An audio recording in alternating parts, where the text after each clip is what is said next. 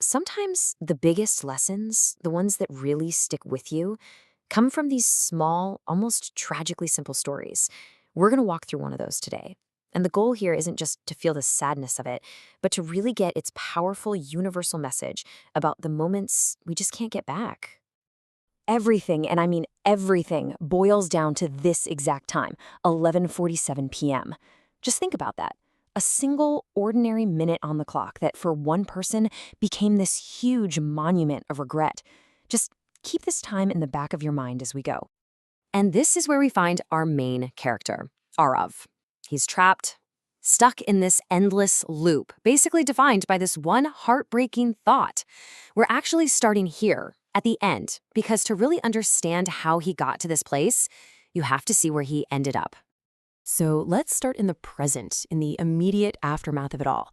This first part is called One Missed Call, but as you're about to see, it's about so much more than a notification you swipe away on your screen. This is Arav's life now. Every single night. And he's not just, looking at his phone. It's more like a vigil. This nightly ritual that was born out of pure grief and a kind of hope that he knows can never, ever be fulfilled. That phone, which used to be all about connection, is now just a symbol of everything he's lost. So the big question is, how did he even get here? I mean, to really feel the crushing weight of what he's going through, you have to understand what was lost in the first place. And that means we have to go back to the beginning, back to their love story. So here's the quick rundown on Arav and Mira. They had a 5-year relationship built on a really solid foundation. Met in college, fell in love, and they even weathered the challenge of long distance when she moved for a job. I mean, everything was pointing toward a future together until, just like that, it all became a memory. And what's so powerful about their story is how normal it was, how relatable. Their whole connection wasn't built on these huge, grand gestures. It was built on the small stuff. Shared coffee, long walks, those late-night talks where you basically plan out your entire future together. It's those little details that made their bond so real, and what makes the loss feel so profound. So how did they handle being long distance? Well, they built this really crucial anchor to keep their connection strong no matter what. And that brings us to the next part, the nightly promise. See, their nightly call wasn't just a habit. It was their lifeline, a promise, a totally unbreakable commitment to close out every single day together, no matter how many miles were between them. It was their anchor in the storm of being apart. And the ritual itself? So simple, but absolutely vital. Step 1, make the call. Step 2, share the good, the bad, the boring parts of the day. Step 3, say goodnight. Just 3 easy steps that wove their lives together. It was the one constant they could both count on. And this is where the story turns. A simple ritual, a strong bond, all of it was about to be put to the test by one tiny choice. Which leads us to our next section, a fateful decision. This scene is set with something we can all understand, right? It wasn't some big dramatic fight. It was just a bad day at work.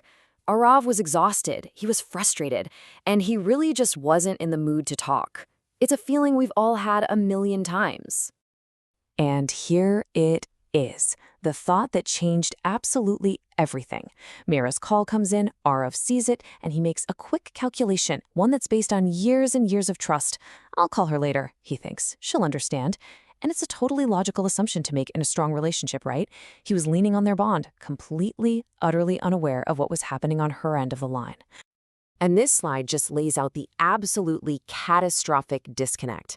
On one side, you have Arav's totally mundane, everyday frustration from work. On the other side, you have Mira in a life or death crisis.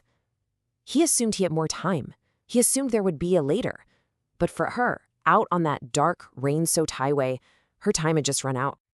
And that brings us to the end. The decision has been made. The consequences are sealed. And all that's left is the discovery and the silence that remains. So, we cut to the next day. The frustration from work is gone. The world probably feels normal again for a moment. But it's not. Not even close. This is what he sees when he looks at his phone. Not a bunch of angry texts, not a dozen missed calls. Just one. A single, silent notification that somehow holds the entire weight of the night before. And then he sees the timestamp, 11:47 p.m., the exact same time we started this whole story with. And in that one instant, the ordinary becomes ominous. That missed call is no longer just a simple oversight. It's the last word in a conversation that will never, ever be finished. I mean, look at this. This is the terrifying math of their story.